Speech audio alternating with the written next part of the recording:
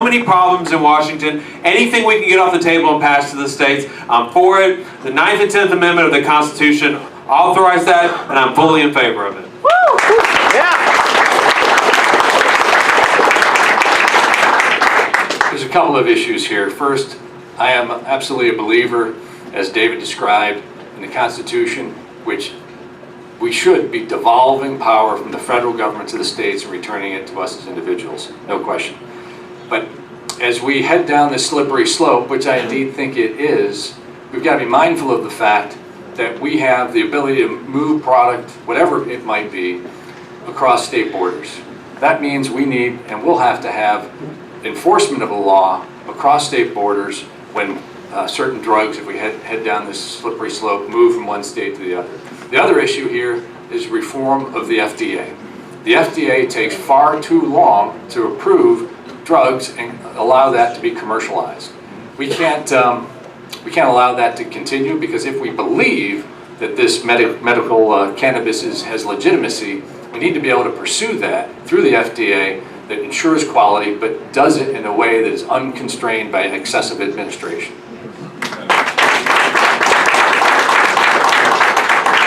All right, only 10 more questions. I'm just kidding. I'm kidding.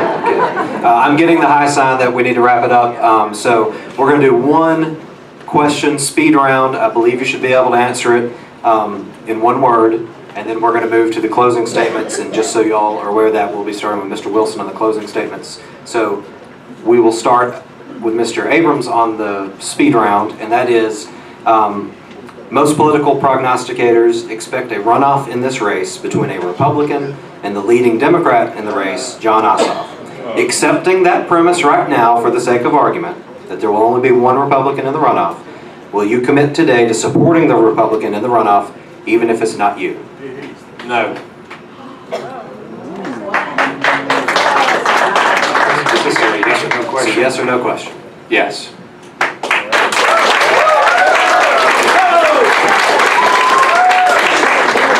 Yes. Well, since it's going to be me, it's an easy yes.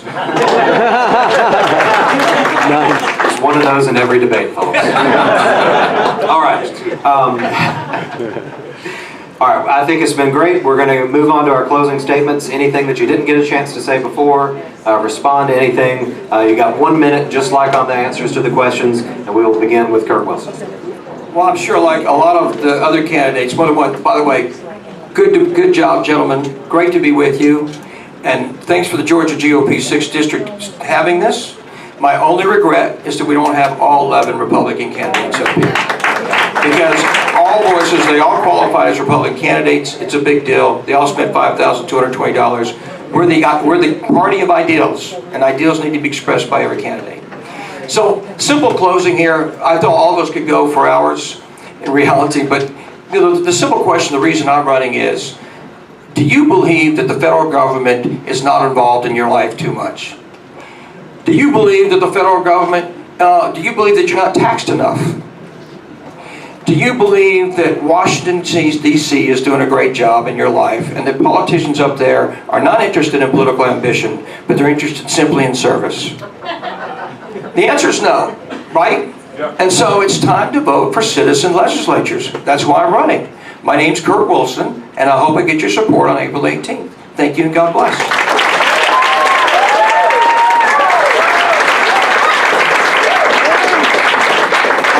I would just, can I, since I have one more flag, can I respond to the audience? What do you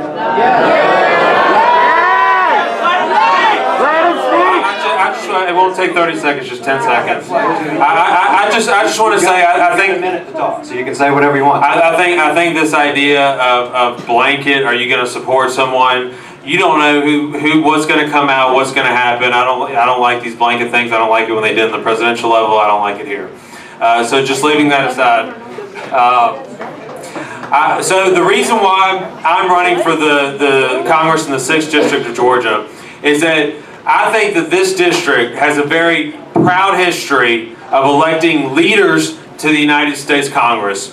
Not just leaders for the 6th District, but also leaders for the United States of America. We have elected Tom Price, Johnny Isakson, Newt Gingrich. It has been American leaders. We have not been just congressmen. We have been leaders. We have been American leaders, and we have not just been a vote of 435 people. We have taken charge, and we have made a difference in this world. And so I think it's important for y'all to look who's going to be the next leader that can carry that mantle, and I think that person is me. Thank you.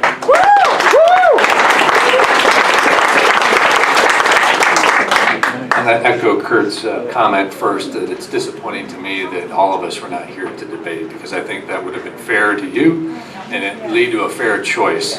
With the number of candidates we have, choice is difficult for you, and I wish you were presented with the best opportunity to make that choice. I'm going to repeat a good portion of what I said in my opening statement, because I really want you to know why I'm running. I'm running to save the American dream. Because there's three fundamental values that characterize this country: self-reliance, personal responsibility, and independence. Look at our society today. Look at the federal budget. We have bred a society that's dependent, not independent. I want to bring my 30 years of business experience to DC, because the problems with the same old attorneys and politicians that we've seen there, they're not getting the job done. We need people like David Perdue and Donald Trump who look at the problems from the outside in, not the inside out. And I think that's going to be your fundamental choice. I think people want something different, and we do have to drain the swamp. And I'm going to stand firmly behind our president in doing so.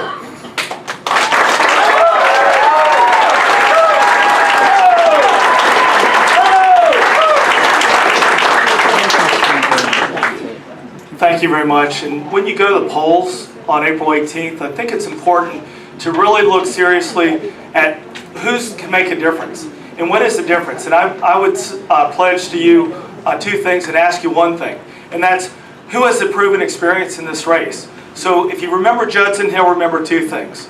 I'm trusted, I'm proven, I'm experienced. I've been a conservative fighter and a reformer, stood up to special interests, stood up to the political establishment, and taken the hits. I've been punished for doing so when I stood on my conservative principles and stood on the values that you sent me and elected me to represent you upon. And I'll do it again. I'll pledge to do that for you once again in Washington, D.C. if you send me there, to always take a stand and think of you first. And the second thing you should remember about me is the polls have recently showed that I am the only candidate, the only Republican candidate who can defeat liberal Democrat John Ossoff, the only Republican in the recent poll.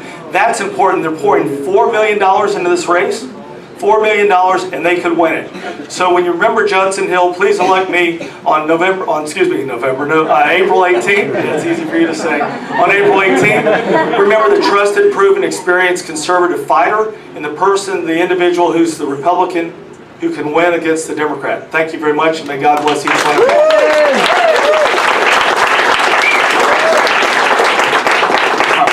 Thanks very much to our candidates. Let's give them all another round of applause.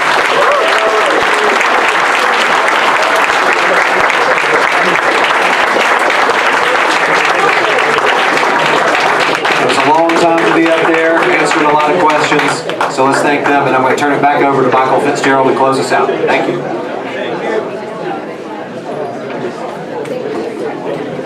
Okay. Who thought Kyle Wingfield did an outstanding job?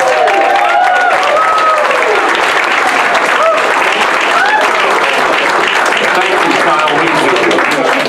And who in here would like to buy Kyle Wingfield a drink at the bar? Okay, Kyle, you're set for the night. Folks, when you came in, you were handed one of these pledge cards. Let me tell you who that group is. That's the first group from the Republican National Committee who has sent a staff down here to help us win this battle in the 6th District. The National Party is helping us to win this district. Fill out this card, contribute. Let me tell you what Judge Napolitano said.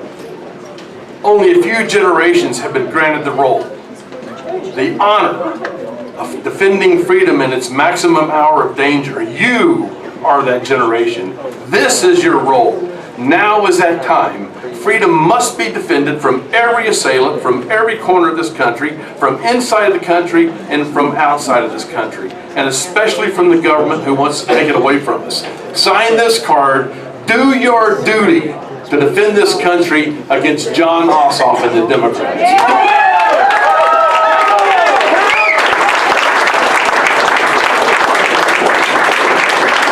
I'd like to thank the Indian Hills Country Club. I'd like to thank the candidates who I thought did a superb job. Don't tell me you didn't learn more tonight than from every commercial, every flyer, every newspaper article you've read. You learned more here tonight, did you not? Kyle, you got a line of people out there ready to buy you a drink. Thank you very much. Okay. Thank you very much. Drive safely. Thank you for coming.